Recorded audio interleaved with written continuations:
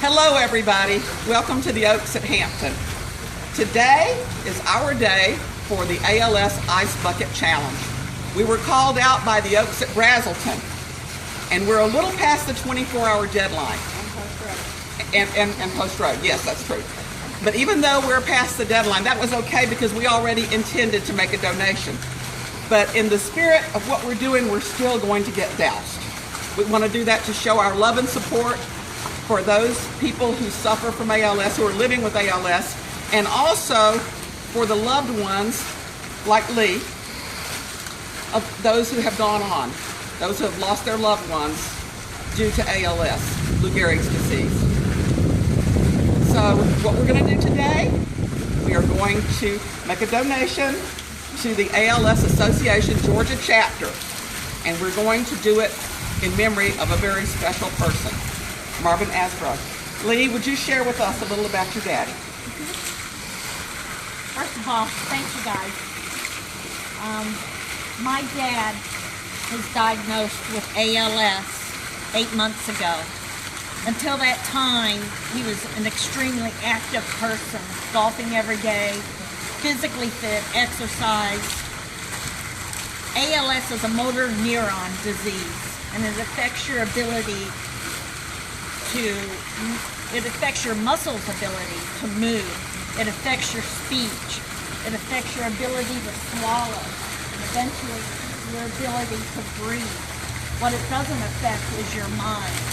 You're fully aware of what's happening to your body. You know every little ache and pain. My dad used to say, you know, Lee, I felt fine when I was sitting down. It's when I got up to walk, it felt like I had an elephant on each foot. The only thing he can do a week before he passed away was drive a car, because it didn't affect him when he was sitting down. It's when he tried to move. And this is the face of ALS, one of the faces. He was so vibrant and so active. I was a daddy's girl, but at last it did take him. He wasn't able to say more than 2 words at a time without running out of breath. He wasn't able to swallow food.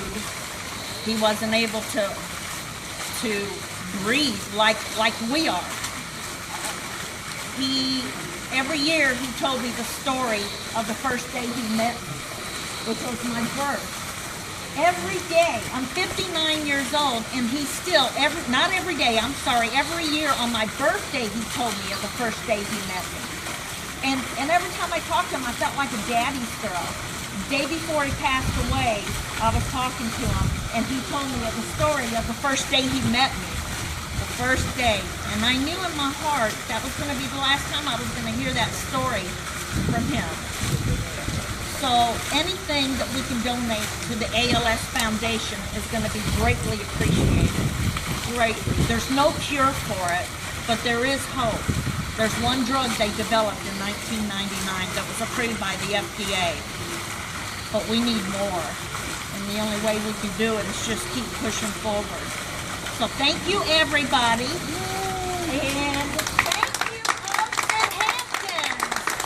Thank you so much. Before we go any further, I want to introduce our wonderful residents that have gathered here today. Yes. Residents, say hey. Go Hampton.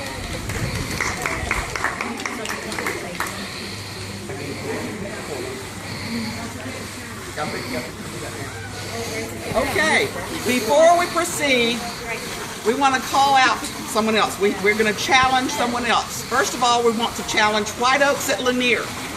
That's one of our sister communities. And then, the Oaks at Post Road has already risen to the challenge. The only thing is a couple of people from there, actually 3 or 4, did not get wet. And so we're going to make sure that that happens now. So we're calling out Sandy, Frankie, Ray, and Rita. Without further ado, woo, let's go.